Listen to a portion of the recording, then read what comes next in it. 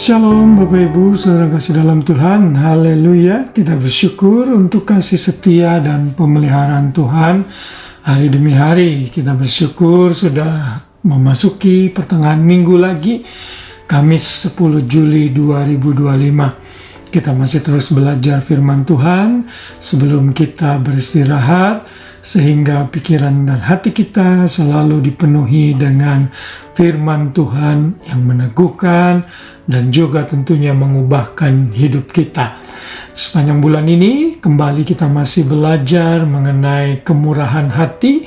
Kita sudah belajar dalam 9 hari yang lalu mengenai kemurahan hati Tuhan yang sangat luar biasa yang bisa kita miliki sebagai anak-anak Tuhan.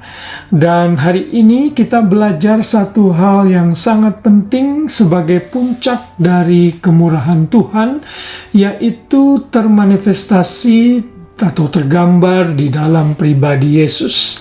Karena itu hari ini renungan malam saya beri judul Kemurahan Tuhan di dalam Kristus.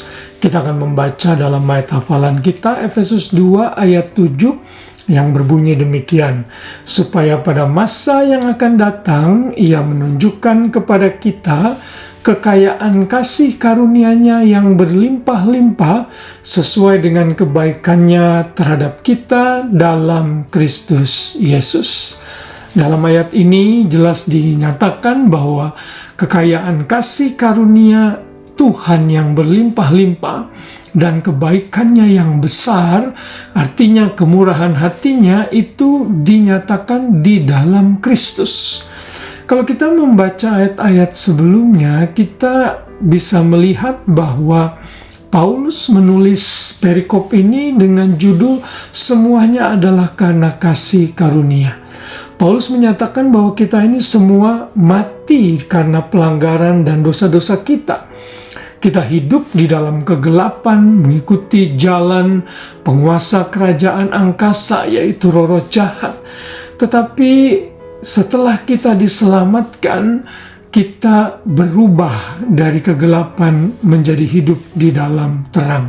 Itu semua terjadi karena kekayaan rahmat Allah yang Dia sudah berikan bagi kita. Kalau kita mundur di ayat 4, Paulus menyatakan, tetapi Allah yang kaya dengan rahmat, oleh karena kasih-Nya yang besar yang dilimpahkannya kepada kita, telah menghidupkan kita bersama-sama dengan Kristus, sekalipun kita telah mati oleh kesalahan-kesalahan kita, oleh kasih karunia kamu diselamatkan.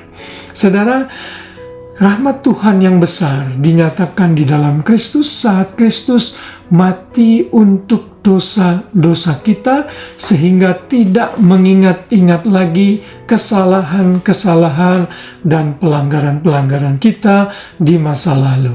Sehingga oleh kasih karunia kita diselamatkan.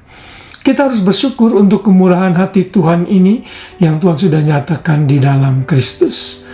Dan kalau kita melihat ayat yang lain, Paulus juga menulis kepada Titus sebagai anak rohaninya yang mengembalakan di Kreta.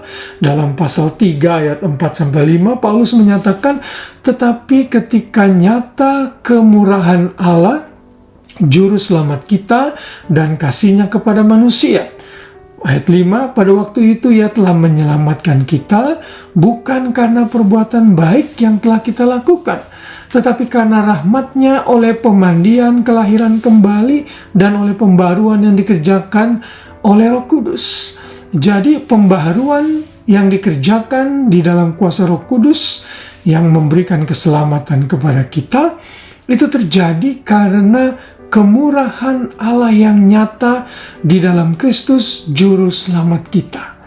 Jadi kemurahan yang patut kita syukuri dari Tuhan bukan hanya hal-hal materi, kesembuhan, atau hal lain yang kita terima, tetapi yang terpenting adalah keselamatan hidup kita, keselamatan kekal yang kita boleh terima di dalam Kristus.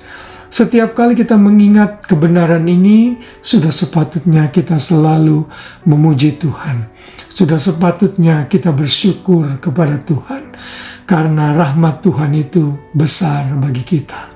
Dan rahmat Tuhan yang besar itu dinyatakan saat Ia mengampuni seluruh dosa dan pelanggaran kita. Ia tidak mengingat-ingat lagi kesalahan kita. Sedemikian jauhnya barat dari timur, jauh ke dalam tubir laut, demikianlah Tuhan membuang dosa kita. Dia menyelamatkan kita karena rahmat-Nya yang besar. Mari sebelum kita beristirahat, bersyukur untuk kebenaran ini. Dan kalau saudara belum terima Yesus, terima Dia sekarang. Karena itu dengan demikian kita bisa menjadi anak-anak Allah yang selalu memuji, memuliakan, dan bersyukur untuk rahmat Tuhan yang besar di dalam Kristus ini. Haleluya, Tuhan memberkati kita semua. Selamat malam dan selamat beristirahat. Shalom.